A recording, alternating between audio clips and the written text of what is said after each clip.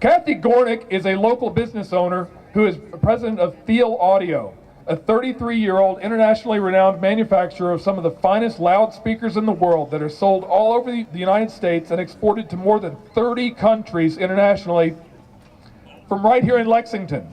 Kathy's passion for promoting liberty and limited government and for defending individual rights and free markets has led her to accept leadership roles in her industry and elsewhere that have given her a platform to champion the ideals of the American founders that she holds so dear.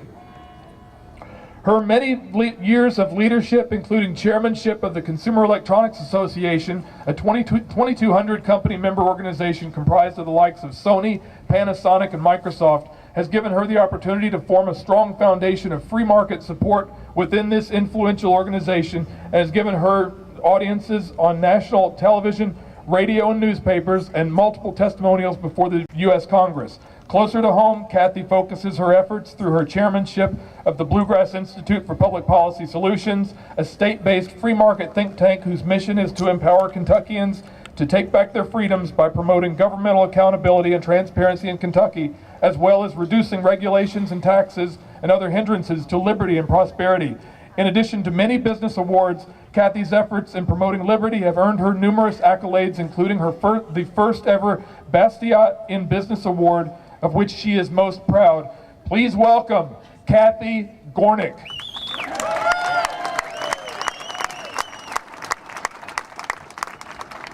Thank you. Nice introduction, and a big thank you especially to Leland Conway for making this day happen.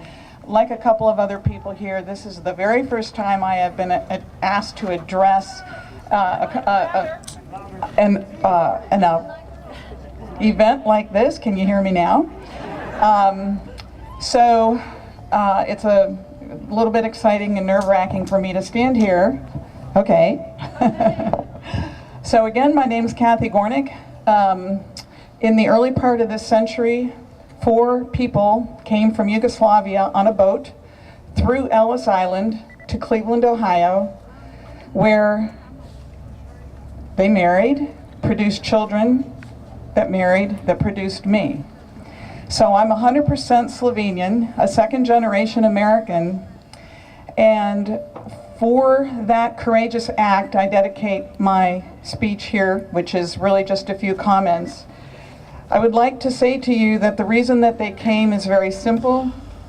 It is because of this document that I am holding here, which is called the Constitution.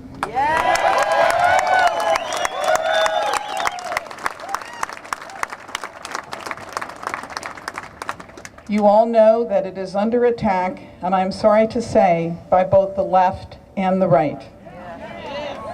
I am no fan, with all due respect to all of them, of either party. I'm an equal opportunity disliker of politics in general. So I got to start a business, grew up with 9 kids eating klobasa, maszynsa, petitsa, stuff you guys have probably never heard of. And so wore hand-me-down clothes. And maybe the most important day of my life when I was about 8 years old, and my dad asked me if I wanted to earn some money, and I said, oh yeah? He said, well, you gotta scrape the fence, paint it, and if you do the entire yard, which was about 3/4 of an acre, I'll give you $8. Well, I almost passed out. I said, Dad, could I keep this money? And he said, absolutely. And I said, I really mean that. I could do anything I wanted with it. And he goes, yeah, that's how it works. Well, my life flashed before my eyes, and from that day forward, I never stopped working. Because to me, work is the source of my dignity as a human being.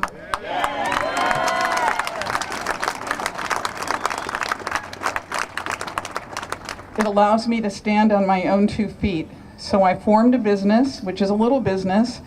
David, thanks for your great comments, but it's a humble business.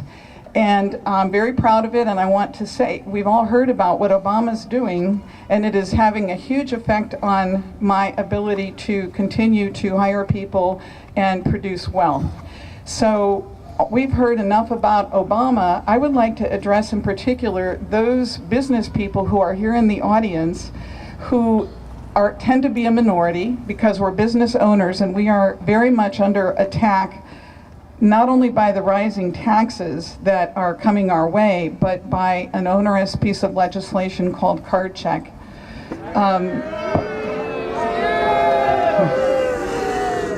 What I would like to tell you is that because of my work that David mentioned in the Consumer Electronics Association, the Republican senators decided to have a briefing in Washington, D.C. this Monday, day after tomorrow, and they have invited 4 business people from across this nation to testify before this hearing, and I am one of those 4 business people.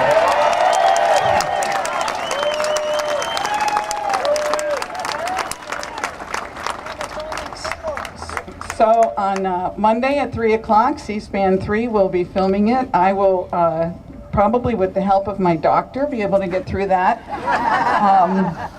legally. And I will do my best to represent the interests of business people who are so unappreciated and unrepresented in this discussion about the stimulus package. Right.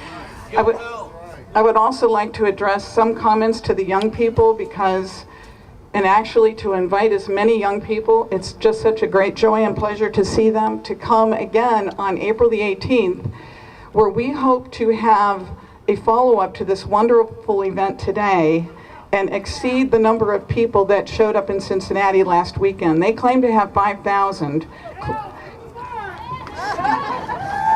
Clearly, we do not have 5,000 people here today, but I believe that we could multiply. I'm guessing about 1,000. I think we could get 5 times at Applebee's Park on April 18th. Yeah. Okay?